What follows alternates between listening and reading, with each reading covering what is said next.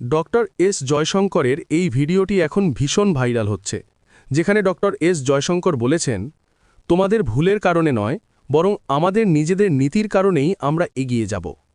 আর এর মধ্যেই মধ্যপ্রাচ্যে এক বড় ধরনের ইউটার্ন দেখা যাচ্ছে। তিনটি দেশ কি একসাথে মিলে ইরানের ওপর হামলা করতে যাচ্ছে? আর তার আগেই প্রেসিডেন্ট ক্ষমা চাইতে শুরু করেছেন একটি শর্তের সঙ্গে। জিও পলিটিক্সে এখন অনেক কিছু ঘটছে। সব সময়ের মতো জানতে পারবেন অনেক কিছু। চলুন এই খবরগুলো বিস্তারিতভাবে বুঝে নেওয়া যাক। ইরানের প্রেসিডেন্ট একটি ভিডিও প্রকাশ করেছেন। সেখানে তিনি বলেছেন, ইরান প্রতিবেশী দেশগুলিকে তখন পর্যন্ত লক্ষ্য করে আক্রমণ করবে না যতক্ষণ না সেই দেশের মাটি থেকে ইরানের ওপর হামলা করা হয়। ইরানের অন্তর্বর্তী নেতৃত্ব পরিষদও এই সিদ্ধান্তকে অনুমোদন দিয়েছে যে এখন প্রতিবেশী দেশগুলোর ওপর হামলা করা হবে না যতক্ষণ না সেই দেশগুলোর মাটি থেকে ইরানের ওপর হামলা হয়। প্রেসিডেন্ট মাসুদ পেজেশকিয়ান এ বিষয়টির তথ্যও জানিয়ে দিয়েছেন। ইরানের মিডিয়া রিপোর্টেও বলা হয়েছে, প্রেসিডেন্ট গত কয়েকদিনে প্রতিবেশী দেশগুলোর ওপর করা হামলার জন্য ক্ষমা চেয়েছেন। ইরানের প্রেসিডেন্টের এই ঘোষণার পরে কাতারের মানুষের মোবাইলে একটি বার্তা পাঠানো হয়, যেখানে বলা হয় নিরাপত্তা ঝুঁকি শেষ হয়ে গেছে এবং পরিস্থিতি স্বাভাবিক হয়ে গেছে। কিন্তু ঠিক তখনই আবার মিসাইল হামলা হয়ে গেল। ইরান প্রতিবেশী দেশগুলোর ওপর হামলা বন্ধ করার ঘোষণা দেয় তখনই যখন সৌদি আরব এবং সংযুক্ত আরব আমিরাতের মতো দেশগুলো পাল্টা হামলার প্রস্তুতি শুরু করে দিয়েছিল। বলা হচ্ছে, ইরানের প্রেসিডেন্ট ক্ষমা চাওয়ার পরেও কাতারের রাজধানী দোহায় বিস্ফোরণের শব্দ শোনা যায়। যদিও বলা হয়েছে মিসাইলটি মাটিতে পড়ার আগেই সেটিকে প্রতিরোধ করা হয়েছিল।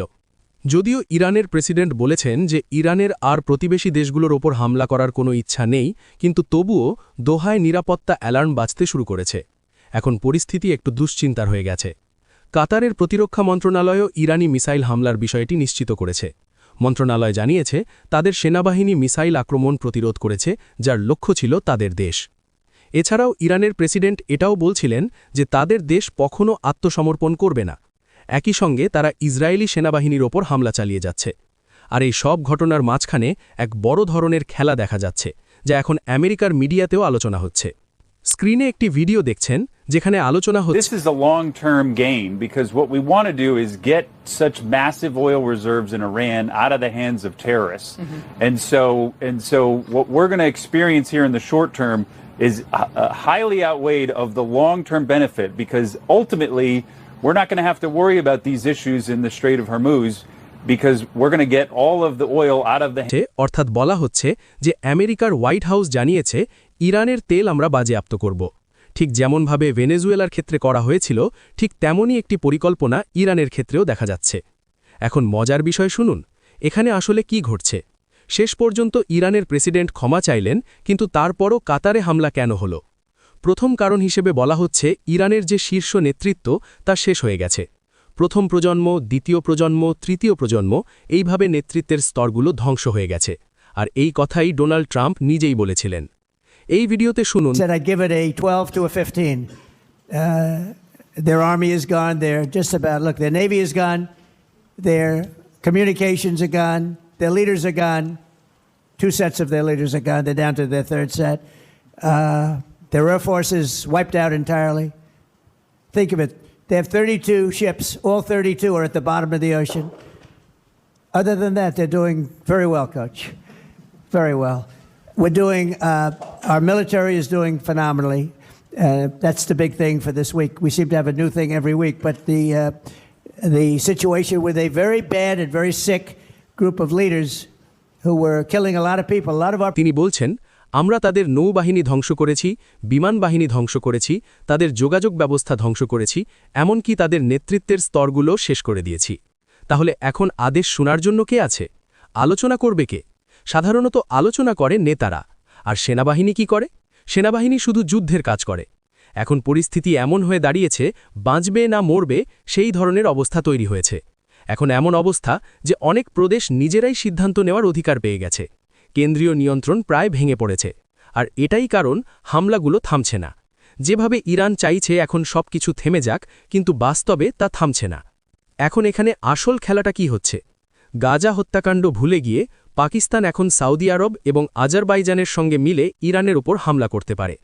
সৌদি আরবের প্রতিরক্ষামন্ত্রী খালিদ বিন সালমান রিয়াদে পাকিস্তানের সেনাপ্রধান আসিম মুনিরের সঙ্গে বৈঠক করার পর প্রতিরক্ষা চুক্তিকে সক্রিয় করার কথা বলেছেন। এই বৈঠকের পর পাকিস্তানের ওপর ইরানের বিরুদ্ধে অবস্থান নেওয়ার জন্য বড় ধরনের চাপ তৈরি হয়েছে। এরই মধ্যে ইরান আজারবাইজানের নাখিচিভান বিমানবন্দরে ড্রোন হামলা করেছে। শুধু তাই নয়, সৌদি আরবের তেল শোধনাগার এবং রিয়াদের দিকেও মিসাইল হামলা হয়েছে।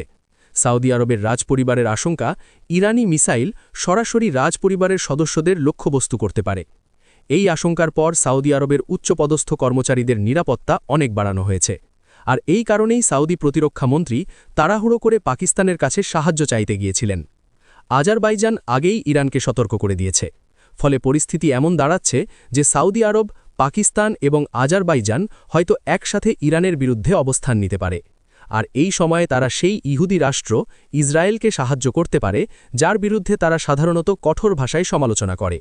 বিশেষ করে পাকিস্তানের ক্ষেত্রে বিষয়টি গুরুত্বপূর্ণ, কারণ সৌদি আরব এবং পাকিস্তানের মধ্যে একটি প্রতিরক্ষা চুক্তি রয়েছে। এই চুক্তির কারণে পাকিস্তানের উপর চাপ আরও বেশি হয়ে যায়। আজারবাইজানের অবস্থান যদি দেখা যায়, আজারবাইজানের সঙ্গে ইসরায়েলের শক্তিশালী প্রতিরক্ষা সম্পর্ক রয়েছে। ইসরায়েল তার উন্নত অস্ত্র প্রযুক্তির একটি বড় অংশ আজারবাইজানকে সরবরাহ করে। ইরানের বহুদিনের আশঙ্কা ছিল আজারবাইজান তার ভূখণ্ড ব্যবহার করতে দিতে পারে, যেখান থেকে ইসরায়েল ইরানের বিরুদ্ধে আক্রমণ চালাতে পারে। এই আশঙ্কার কারণেই ইরান আজারবাইজানের নাকচিবান অঞ্চলে ড্রোন হামলা চালিয়েছিল, যেখানে ৩ জন আহত হয়েছিল। ইসরায়েলের ভূমিকাও কি? ইসরায়েল এবং আমেরিকা ২৮ ফেব্রুয়ারি ইরানের বিরুদ্ধে হামলার সূচনা করেছিল। সৌদি আরব এবং আজারবাইজান সরাসরি ইসরায়েলের সঙ্গে জোটে রয়েছে। এমনটা প্রকাশ্যে না বললেও তারা সার্বভৌমত্ব এবং নিজেদের নিরাপত্তার কথা বলে ইরানের বিরোধিতা করছে। যদি এরকম হয় তাহলে কি হবে? সমুদ্রে ইরানকে ঘিরে ফেলা হবে, চারদিক থেকে অবরোধ হয়ে যাবে, দেশের ভিতরে অস্থিরতা, মানবিক সংকট সবকিছু তৈরি হয়ে যাবে। আর এমনটা হতে দেখাও যাচ্ছে। যাই হোক, এই সব কিছুর মাঝখানে ভারতের ব্যাপারে একটি প্রশ্ন উঠেছে। এমনটা হচ্ছে এটা একটা ভুল হয়েছে, যার কারণে ভারতের লাভ হচ্ছে। তো ডক্টর এস জয়শঙ্কর খুব ভালো একটি জবাব দিয়েছেন। Of countries are determined by the countries. The rise of India will be determined by India.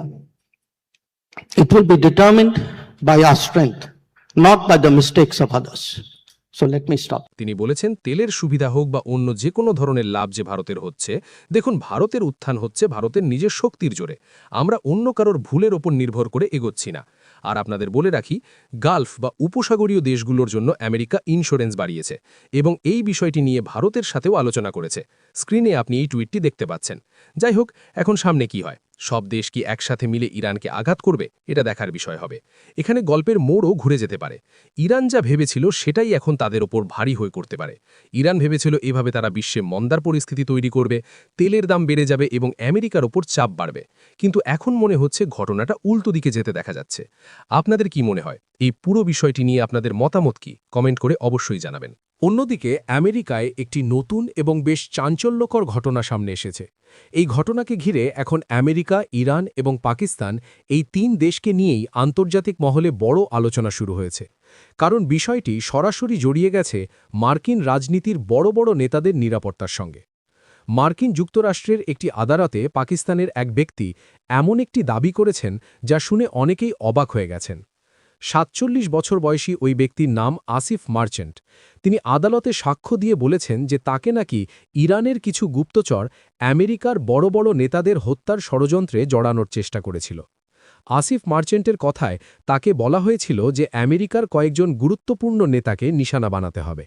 সেই কথোপকথনের সময় নাকি ৩ জন বড় মার্কিন নেতার নামও উঠে আসে: ডোনাল্ড ট্রাম্প, তৎকালীন প্রেসিডেন্ট জো বাইডেন এবং রিপাবলিকান নেতা নিকি হেলি। তবে আদালতে দাঁড়িয়ে আসিফ মার্চেন্ট আরও একটি গুরুত্বপূর্ণ কথা বলেছেন। তার দাবি, তিনি নিজের ইচ্ছায় এই কাজে জড়াননি। তার বক্তব্য অনুযায়ী ইরানে থাকা তার পরিবারকে ভয় দেখানো হয়েছিল এবং তাদের ক্ষতি করার হুমকি দেওয়া হয়েছিল। পরিবারের নিরাপত্তার কথা ভেবে তিনি নাকি এই পরিকল্পনার সঙ্গে জড়িয়ে পড়তে বাধ্য হয়েছিলেন। আসিফ মার্চেন্ট আরও বলেন, ইরানের রাজধানী তেহরানে তার সঙ্গে যোগাযোগ করা হয়েছিল। সেখানে তার সঙ্গে যিনি যোগাযোগ করেছিলেন তিনি কথার মাঝে এই ৩ জন মার্কিন নেতার নাম উল্লেখ করেছিলেন। যদিও তিনি এটাও বলেছেন যে তাকে কখনো কোনো নির্দিষ্ট একজন নেতাকে সরাসরি হত্যা করার স্পষ্ট নির্দেশ দেওয়া হয়নি। অন্যদিকে মার্কিন তদন্তকারী সংস্থাগুলোর বক্তব্য কিন্তু একেবারে আলাদা। তাদের দাবি অনুযায়ী আসিফ মার্চেন্ট আমেরিকার ভেতরেই কিছু লোককে খুঁজছিলেন, যাদের ব্যবহার করে এই পরিকল্পনাকে বাস্তবে রূপ দেওয়া যেতে পারে। তদন্তকারীদের মতে তিনি এমন লোক নিয়োগ করার চেষ্টা করছিলেন যারা এই ধরনের হামলা চালাতে রাজি হতে পারে। এই কারণেই তার বিরুদ্ধে সন্ত্রাসবাদ এবং ভাড়েটে খুনের ষড়যন্ত্রের মতো গুরুতর অভিযোগ আনা হয়েছে।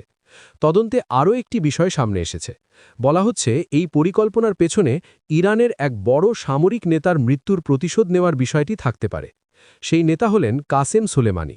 2020 সালে মার্কিন হামলায় তিনি নিহত হয়েছিলেন। সেই ঘটনার পর থেকেই ইরান এবং আমেরিকার সম্পর্ক আরও খারাপ হয়ে যায় এবং দুই দেশের মধ্যে উত্তেজনা বাড়তে থাকে। অনেক বিশ্লেষকের মতে সেই ঘটনার প্রতিশোধ নেওয়ার বিষয়টি এই মামলার সঙ্গে যুক্ত থাকতে পারে। তবে মার্কিন প্রসিকিউটররা আসিফ মার্চেন্টের দাবি পুরোপুরি মানতে রাজি নন। তাদের মতে তাকে জোর করে এই কাজে বাধ্য করা হয়েছিল বা তার পরিবারকে সত্যিই হুমকি দেওয়া হয়েছিল এমন কোনো শক্ত প্রমাণ এখনও পাওয়া যায়নি।